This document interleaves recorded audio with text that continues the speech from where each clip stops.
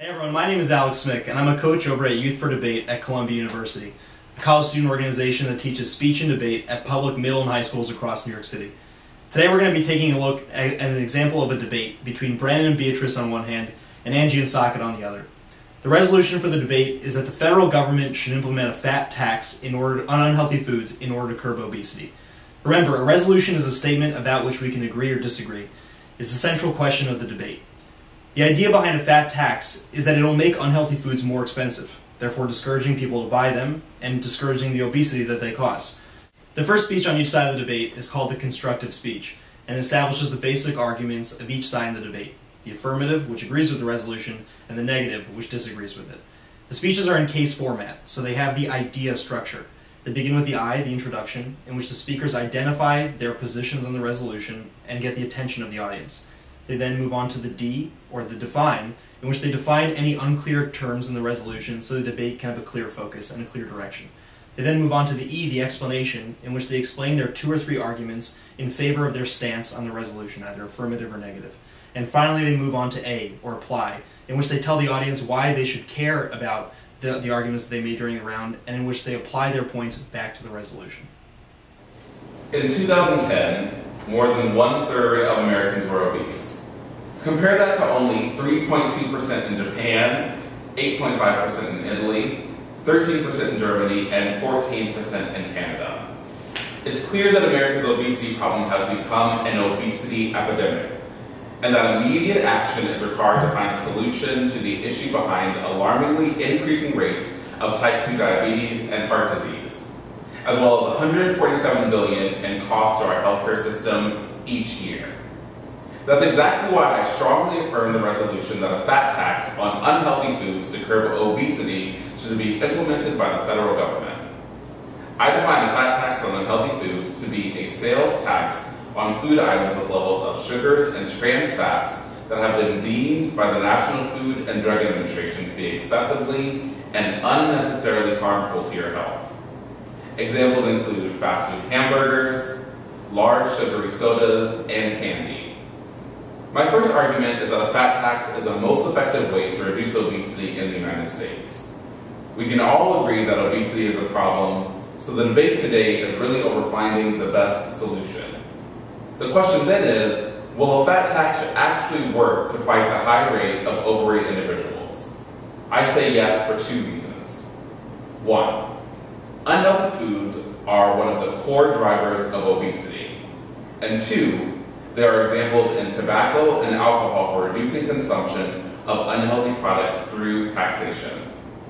Researchers at Wake Forest University found that a high trans fat diet causes abdominal obesity and influences insulin sensitivity, so that it's one of the most important unhealthy foods is, I'm sorry, I skipped a line. That's fine. Keep going. Researchers at Wake Forest University found that high trans fat diets cause abdominal obesity and influence insulin sensitivity, so unhealthy food is definitely a contributing factor to widening waistlines. Not only that, it's one of the most important factors, with regions where 90% of individuals report low fruit and vegetable consumption exhibiting rates of 35% obesity higher than the national average of 30%. Now that we've drawn a direct and powerful link between unhealthy food and obesity, let's look at why a fat tax is effective at reducing that unhealthy food intake by exploring similar responses to cigarette and alcohol consumption. As taxes on cigarettes have increased, consumption rates have gone down, with 4% reduced for every 10% increase on taxes. Alcohol presented a similar trend with a 5% reduction in consumption for every 10% increase in price. The idea here is that raising the price of undesirable items, like unhealthy foods, will drive people away from them and towards cheaper, healthier options. This argument is so important because the federal government's policy should hone in on a root cause of a problem and precisely solve it to avoid unnecessary and unwanted government intervention and costs. A fat tax does just that, as it precisely targets and solves the issue behind a growing health crisis, helping to prevent it from affecting tens of millions each year. We just heard from the speaker in support of the resolution, the affirmative speaker. Now let's hear from the negative side. There's no doubt that obesity is a significant challenge in the United States, but in finding a solution, we should take care to avoid creating more problems, which is exactly what a fat tax would do.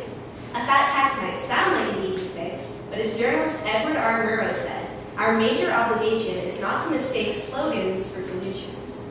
And since the fat tax is nothing more than a slogan and would only further burden Americans, I stand against the resolution for the federal government to implement a fat tax. We agree with the definitions provided by the affirmative side for the resolution.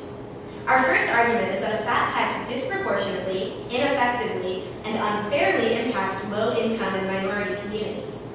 Obesity has had a magnified impact on these segments of the population, with obesity rates of 36.8% for African Americans and 30.7% for Hispanics, in contrast to the lower rate of 25% for Caucasians.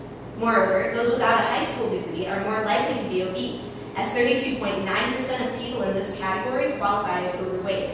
Compare that to only 20.8% of college graduates. These population segments, more often comprised of low-income individuals, are especially likely to be influenced by obesity because their tight budgets drive them to the cheapest food, which is frequently the most unhealthy.